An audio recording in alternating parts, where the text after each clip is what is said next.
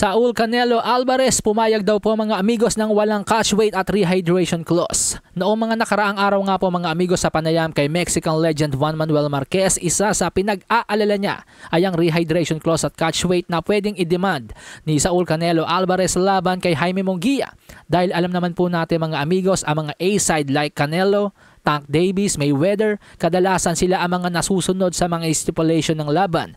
Pero good news po ang inihatid ng co-promoter ni Jaime Munguia na si Fernando Beltran ng Sunper Promotions. Aniya patas na patas daw po ang magiging laban ni Jaime Munguia at Saul Canelo Alvarez. Kaya kapag natalo daw po si Jaime Munguia ay walang maririnig na palusot sa kanilang kampo. Tatanggapin ng buong puso ang pagkatalo. Basahin po natin ang sinabi ni Fernando Beltran nang makapanayam siya ng Probox TV at nang matanong kung meron daw bang rehydration clause. Aniya, no, not really. As I repeat, the negotiation once Reynoso entered the negotiation was quick and easy. 168 pounds. We are going for the 4 titles. It is normal fight. There are no clauses for us. And above all, at once I say one very important thing. There are going to be no excuses on our part either. We are going to go with everything and we are going to win that fight.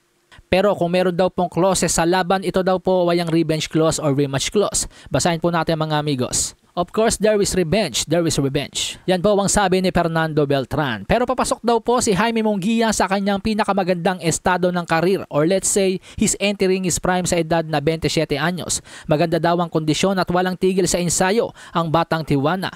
Kaya naman ayon kay Fernando Beltran, wala talaga silang magiging palusot kapag natalo. Basta't gagawin na lang nila lahat ng makakaya sa ibabaw ng boxing ring. Sa iba pang balita mga amigos, ibinida naman po ni former Unified World Lightweight Champion George Kambosos Jr. ang kanyang nakasparing na si Artur Subkanklub na isang Russian at undefeated sa lightweight division at sinasabing mayroon daw pong 400 amateur fights na para daw Vasily Lomachenko 2.0.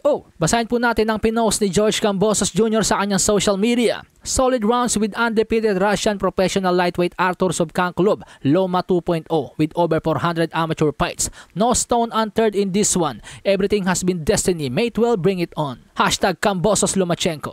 Sa kasalukuyan po, meron na pong 6 wins, no losses, no draws with 4 knockouts itong si Artur Subkanklub. Yun nga lang parang medyo matanda na siya dahil 32 anyos na po itong si Artur Subkanklub. Pero hindi pa naman din siguro huli ang lahat. May chance pa rin mag-world champion ang sinasabi ni George Kambosos Jr. na Vasily Lomachenko 2.0. Kung inyo pong matatandaan mga amigos sa nakaraang vlog ko, idinitali ko sa inyo kung bakit nga daw po puro Russian ang kinukuhang sparring mate ngayon itong si George Kambosos Jr. Ito po ay dahil yun po ang ini-implement ng kanyang Russian trainer na si Anton Kadushin. Ito ay upang i-emulate nga po yung estilo ni Vasily Lomachenko. Dahil ang estilo nga po ni Vasily Lomachenko ay hango sa Russian style and Soviet Union style.